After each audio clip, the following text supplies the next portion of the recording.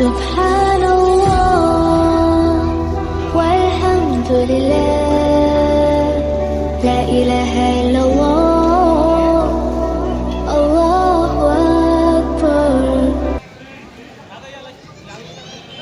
Ideal sales team کا میں سلیم نامدار دل سے استقبال کرتا ہوں.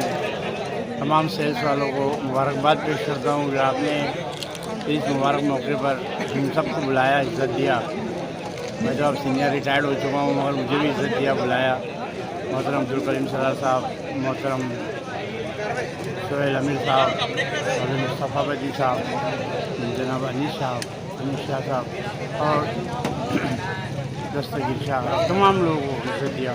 یہاں کے تمام لوگوں کا میں شکر گزار ہوں کہ آپ نے ایک ایکتا کے ساتھ سیلس کا کام کیا اور ایمانداری کے ساتھ آپ سیلس ٹیم کو لے کر چل رہے ہیں. مناف بھائی، یعقوب بھائی، آپ تمام جتنی بھی پوری ٹیم ہے میں ان کا شکر گزار ہوں کہ بہت اچھے طریقے سے آپ لوگوں نے یہ کارنامہ انجام دیا. تمام کو مبارکباد دیتا ہوں دعوت افطار کے لیے. شکریہ. اللہ حافظ. تمام اسٹیج پر بیٹھے ہوئے اور سامنے بیٹھے ہوئے ذمہ داران قوم، بہت مبارکباد کہ آپ نے اپنا شروع کا سفر اور اس میں اس کی شروعات افطار پارٹی کی. یہ پارٹی نہیں بلکہ ایک بہت بڑا احتسابی 10 سے 15 منٹ کا وقفہ ہے کہ رمضان کے مہینے میں ہم افطار کرتے ہیں. رمضان کا مہینہ کیا دعوت لایا ہے، رمضان کے مہینے کی برکت کیا ہوتی ہے، الگ الگ نظر سے لوگ دیکھتے ہیں. آپ تمام لوگ خاص طور سے سیلس لائن میں ہیں. میں اس زندگی سے گزر چکا ہوں. ایک نیا چیلنج روز آپ کے سامنے ہوتا ہے اور الحمدللہ سونے کے پہلے اس کو پورا کرتے ہیں کیونکہ ہمارے اندر ویگر ہوتا ہے. میں نے ان میڈیکل اسٹور والوں کو بھی میڈیسین بیچی جو میری ایک گولی خریدنے کو تیار نہیں تھے. کیسے بیچی وہ پورا آپ بھی جانتے ہیں. ڈاکٹر کے پاس بیٹھ کر 25 ٹکیاں بھیج دی، وہ مجھے ڈھونڈتا پھر رہا تھا کہ صاحب وہ مجھے آرڈر دیجیے. تو ہم سیلس مین یہ جانتے ہیں کہ کیا چیز سیل کرنا ہے اور کیسے سیل کرنا ہے.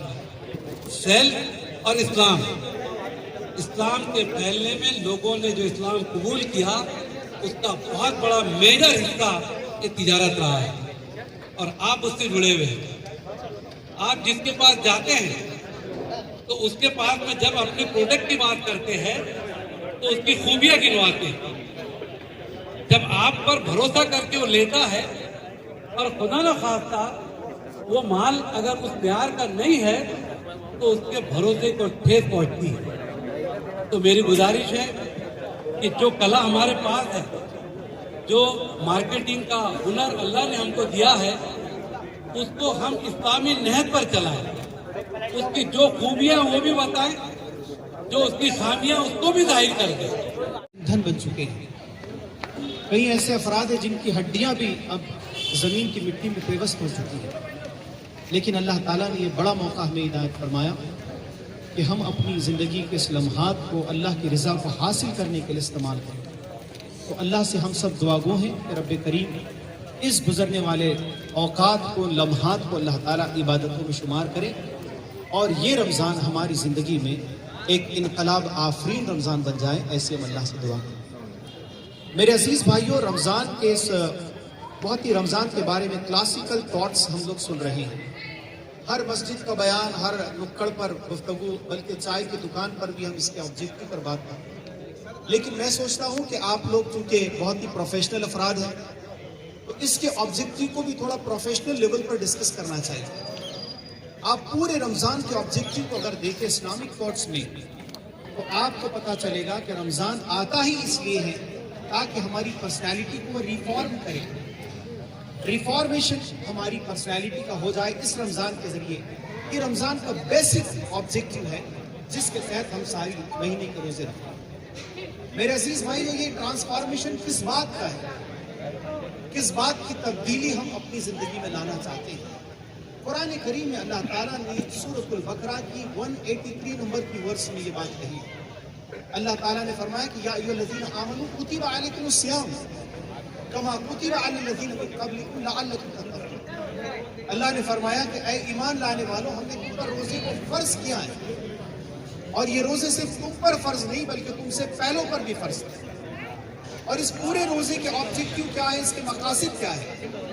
اس کا مقصد یہ نہیں کہ آپ کو بھوک لگتی ہے تو خدا کو خوشی محسوس ہو, یا آپ پیاس کے مارے تڑپتے ہوں تو اللہ تعالیٰ کو خوشی اور مسرت کا احساس ہوتا ہے, بلکہ اللہ تعالیٰ نے بالکل چھوٹے سے ایک ورڈ میں یہ بات کو سما دیا ہے کہ اس پورے روزے کے مقصد کو اللہ تعالیٰ نے متعین کیا, لعلکم تتقون, یعنی اللہ تعالیٰ اس روزے کے پرشکشن دیوس میں, اس پورے ٹریننگ پروسیس میں اللہ 11 مہینوں میں اللہ کی حرام کو اپنے اوپر کیسے حلال بنا سکتے.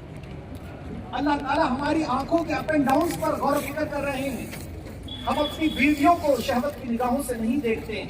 اللہ تعالیٰ پیغام دے رہے ہیں کہ اے میرے بندو, تم نے اپنی لیگل وائفز کو اللہ تعالیٰ نے لگام عطا فرمایا. اس دنوں میں اٹھنے والے جذبات, احساسات, عشق اور میعاد جو محبت کے ڈیولپ ہوتے ہیں, اللہ تعالیٰ نے اس اسپریچول ڈومین میں اس کی تربیت فرمائی. تو آپ روزے کے اس اسپریچول پارٹ کو, اس ڈائمینشن کو بہت غور سے دیکھیں میرے بھائیو. اسی لیے حدیث شریف میں بات آتی ہے کہ جو روزہ انسان کو بدعمالیوں سے نہ روکے, حدیث کا مفہوم یہ زکات دیتے ہیں, قرآن کی تلاوت کرتے ہیں. یہ زکات کا جو کانسیپٹ ہے نا میرے بھائیوں, آپ ہمارے ہندو بھائیوں کے ساتھ رہتے ہیں, یہ ہندو بھائیوں میں بہت انٹینشنلی بھائیوں کہہ رہا ہوں, یہ میرا تھاٹ نہیں ہے, قرآن کا تھاٹ ہے کہ سارے انسان تمہارے بھائی ہیں. آپ کیوں الیبوریٹ نہیں کرتے, ایکسپلین نہیں کرتے زکات کے کانسیپٹ کو, جس زکات کے کانسیپٹ نے سارے انسانوں کو ایک چھت کے نیچے لا کر جمع کر. آپ یہ صبح کی ایک بہت ہی کلاسیکل لیول پر لوگوں نے ریسرچ کر لیا اور لوگ بتا رہے ہیں کہ جو زکات ہم لوگوں کو نکال کر دیتے ہیں, یہ آپ کی انڈین اکانومی کا 13.3% اپنا رول پلے کرتی ہے ہماری زکات, جو 27,000 کروڑ زکات 2024 میں مسلمانوں نے بھارت میں نکالی. کھانے کی ویوستھا کی گئی ہے. نظم ہے بھی, اب کون سی نظم ہے ہم کو